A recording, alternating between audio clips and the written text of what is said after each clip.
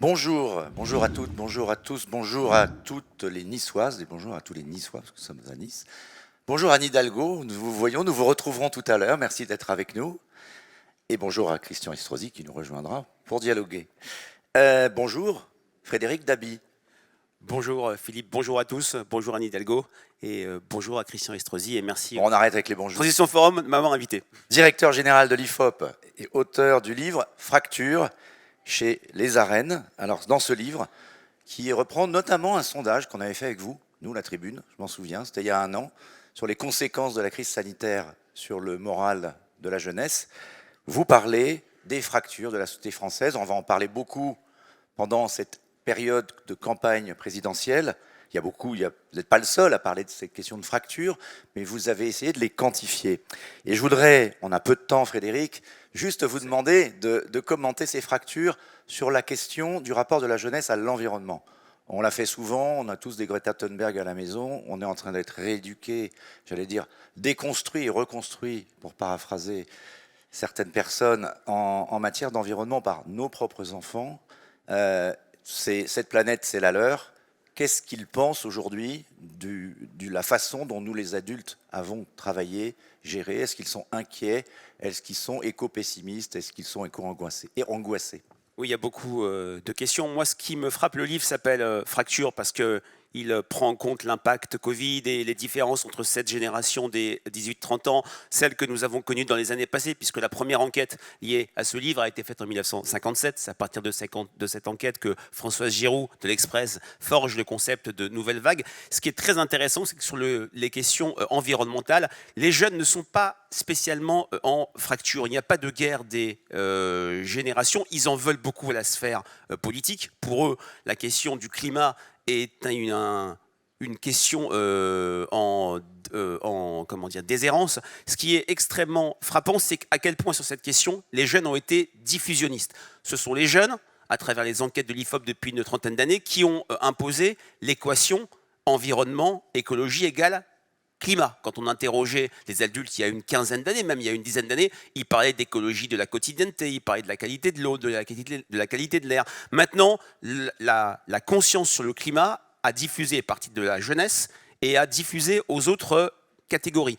La fameuse antienne de Greta Thunberg, How dare you, ils ne la reprennent pas en leur compte. Ils sont plutôt sur une logique à influencer les pratiques des Français, sont un peu comme Bonaparte au pont d'Arcole. Ils veulent entraîner les Français dans un contexte absolument fou, à 6 mois et 9 jours de l'élection présidentielle, qui est que nous avons des jeunes dépolitisés. On a vu une abstention jamais vue aux élections régionales. Sans doute sera-t-elle forte auprès des jeunes à l'élection présidentielle, mais rien n'est sûr. Pour autant, ils sont multi et extrêmement hyper engagés sur la question environnementale. Dans l'enquête dont vous parliez, Philippe, 72% d'entre eux se déclarent engagés sur le climat. Ce n'est pas rien de dire ça. Ils ne sont pas tous dans des associations, mais ils se sentent engagés parce qu'il y a une double prise de conscience. D'abord de leur vulnérabilité. Ils ont conscience que si on ne fait rien, nous sommes finis. Ils font l'heure, si je puis dire, de la célèbre phrase de Paul Valéry, nous autres civilisations savons que nous sommes mortels, il le disait à la fin de la Première Guerre mondiale.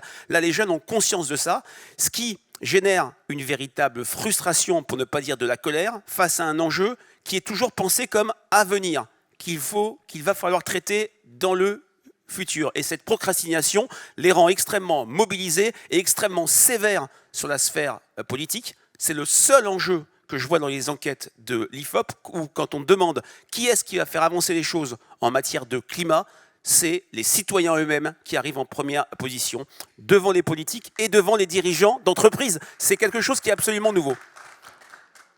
Merci. Si 72% des jeunes lisent Paul Valéry, je suis extrêmement confiant pour l'avenir.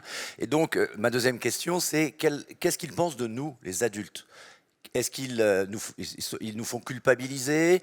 Est-ce qu'ils pensent qu'on est encore quand même aux manettes pour une partie des parents pour un certain temps? Ou est-ce qu'ils ont un peu tendance à dire poussez-vous de là, je m'y mette, on va vous montrer comment faire?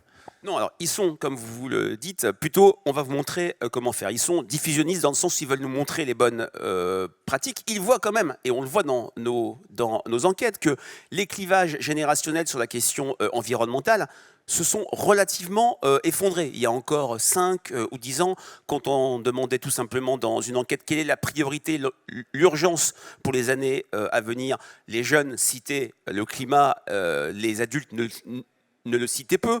On voyait aussi qu'en période de crise, on se souvient de la fameuse phrase d'un ancien président de la République il y a une dizaine d'années, l'environnement ça commence à bien faire. Les adultes faisaient aussi ça en contexte de crise. Ce qui va compter, c'est pas la fin du monde, c'est la fin du mois, c'est la création d'emplois. Ce schéma est complètement bousculé dans des enquêtes de l'IFOP quand on oppose de manière, je le reconnais, artificielle. Qu'est-ce qui est prioritaire?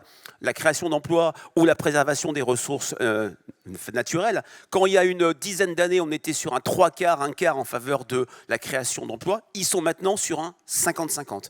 Et sur nos questions qui sont les plus simples et les plus intéressantes, qu'est-ce qui va compter pour vous dans les prochains mois, malgré le contexte de crise économique? Eh ben, on a le triptyque pouvoir d'achat, emploi, environnement, climat, qui émerge quasiment au même niveau. Mais les jeunes veulent prendre le lead sur cette question environnementale. C'est ce qui me fait dire dépolitiser, certes, dans le sens où ils sont de moins en moins engagés dans des structures partisanes, mais quand même engagés, ce qui pourrait augurer une bonne surprise pour l'élection présidentielle, parce qu'on sait très bien que pour les jeunes et pour les Français, il y a une magie présidentielle. Si les débats, si les thématiques tournent autour des vrais sujets qui les concernent, on peut avoir, comme on l'a vu par le passé, un sursaut de participation.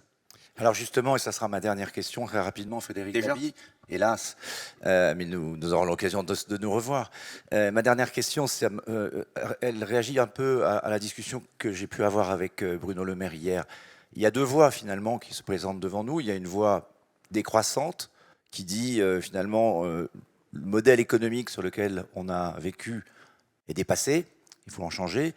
Puis il y a une voix qui croit au progrès, qui croit que la technologie, des ruptures sont en train d'arriver et vont accompagner des changements de comportement qui seront peut-être nécessaires, mais qui ne nous obligeront pas à revenir, je dirais, à l'âge de la charrue. Qu'est-ce qu'ils pensent les jeunes? Est-ce qu'ils ont conscience qu'ils sont à ce moment où voilà, il y a deux voies à choisir, il faut prendre la bonne? Oui, c'est une véritable question centrale. La jeunesse sur la question du climat, dans le livre La fracture, je travaille sur les 18-30 ans, donc en rééditant ces enquêtes historiques qui datent des années 50, 60, etc. Et on voit très bien que sur la question du climat, les jeunes sont extrêmement homogènes. Il n'y a pas de clivage générationnel, il n'y a pas de clivage social, c'est pas qu'une affaire d'enfants de cadre supérieur, etc. On a un chiffre qui est très fort. On a 20% des jeunes qui déclarent prêts à mourir pour le climat. Bien sûr, ne prenons pas cette question au pied de la lettre, mais ça en dit long sur le sentiment d'urgence et sur leur frustration face à... Ce sont des soldats du climat. Exactement, alors que dans les enquêtes faites précédentes, on était prêt d'abord à mourir pour la France. Mais sur cette question décroissance, progrès, là, il y a une césure. Là, il y a une fracture entre les 25-30 ans, la génération de l'insertion, celle qui peine à s'insérer dans le monde professionnel, très crispée sur la question du pouvoir d'achat. Et là, oui, la fin du mois compte énormément. C'est ces 25-30 ans qu'on a vu parfois même dans les ronds-points avec le mouvement des Gilets jaunes il y a maintenant bientôt 3 ans. En revanche, les 18-24 sont beaucoup plus radicaux.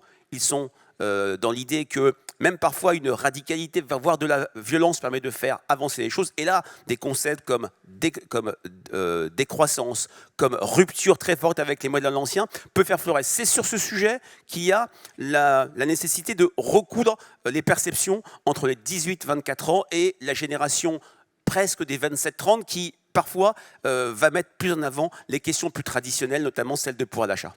Allez, vous avez droit à une question bonus qui intéressera Anne Hidalgo. Sur le vote, peut-être. Non. Yannick Jadot a fait, je crois, au régional, 15%, pas loin des voix. Donc, il y a eu... Aux européennes, 13%. Aux européennes, pardon, excusez-moi. Aux régionales, ils ont parlé. Aux européennes, pardon. Vous m'avez troublé. Aux européennes, il y a un an. Donc les Verts ont fait un score important. Est-ce que vous pensez qu'ils peuvent de nouveau turbuler la présidentielle? Et qu'est-ce qui va se passer? Qui va incarner finalement cette écologie de gouvernement et de combat? C'est une vraie question. Alors c'est vrai qu'il faut prendre le cycle électoral de manière plus importante. Oui, les Verts ont percé aux élections européennes, comme on l'a vu comme par le passé. Ils n'ont pas confirmé aux élections régionales, où systématiquement les listes socialistes sortantes sont arrivées devant les listes Europe Écologie Les Verts, et quand ils n'étaient pas sortants, les Verts n'ont pas réussi à prendre la moindre région. Alors moi je suis très prudent sur les cycles électoraux. On le sait, vous le savez tous, la présidentielle, c'est une élection à part. C'est l'élection matrice de la Ve République, et l'offre des Verts peut plaire. D'ailleurs, dans le livre, je montre que c'est le seul parti politique qui bénéficie d'un crédit de confiance auprès des jeunes, mais même ce parti ne suscite pas un enthousiasme auprès des jeunes, parce que les structures collectives font l'objet d'un doute croissant. Ce que montre le livre, et c'est pour ça que la jeunesse se mobilise elle-même, c'est qu'on est plutôt sur une logique d'action individuelle, de politique des petits pas, de politique, je dirais,